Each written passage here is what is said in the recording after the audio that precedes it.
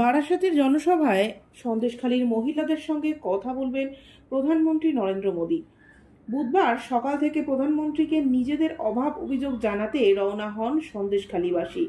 বাসে নৌকায় চেপে বিভিন্ন জায়গা থেকে মহিলাদের নিয়ে কাছারি ময়দানের সভাস্থলের দিকে রওনা দেয় বিজেপি। এদিকে মাঝপথে সন্দেশখালীবাসীকে আটকালো পুলিশ। প্রথমে নিউ টাউনে বিশ্ববাংলা গেটের কাছে সন্দেশখালীর গ্রামের বাসিন্দাদের বাস আটকানো হয়। এরপর ফের এয়ারপোর্ট 1 নম্বর গেটের কাছে তাদের বারাসাত যেতে বাধা দেওয়ার অভিযোগ ওঠে। উত্তপ্ত হয়ে ওঠে পরিস্থিতি। রাস্তা আটকানোর কারণে বিজেপি কর্মীদের সঙ্গে পুলিশের বচসা বাঁধে। বিজেপি কর্মীরা বিভিন্ন জায়গায় বিক্ষোভ দেখাতে থাকেন। পুলিশের তরফে জানানো হয়েছে, প্রাথমিকভাবে প্রধানমন্ত্রীর এয়ারপোর্ট থেকে সড়কপথে বারাসাত যাওয়ার কথা ছিল, তাই যশোর রোড যান চলাচল বন্ধ করার সিদ্ধান্ত নিয়েছিল পুলিশ। প্রধানমন্ত্রীর যাত্রার কারণেই বিজেপি কর্মীদের বাস আটকানো হয় বলে জানায় পুলিশ। মাত্র মাস দুয়েক ধরেই অশান্ত সন্দেশখালী।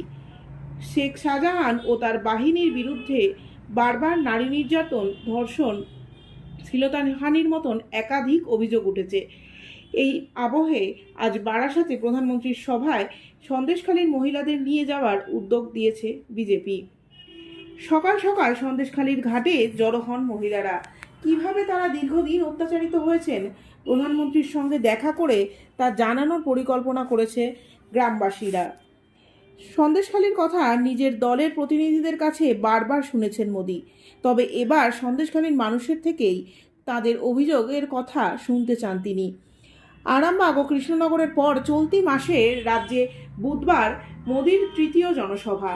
আগের দুটি সভাতেই সন্দেশখালী নিয়ে কথা বলেছেন প্রধানমন্ত্রী। তবে বারাসাত বসিরহাটের পাশের লোকসভা কেন্দ্র, যে বসিরহাটের অন্তর্গত সন্দেশখালী।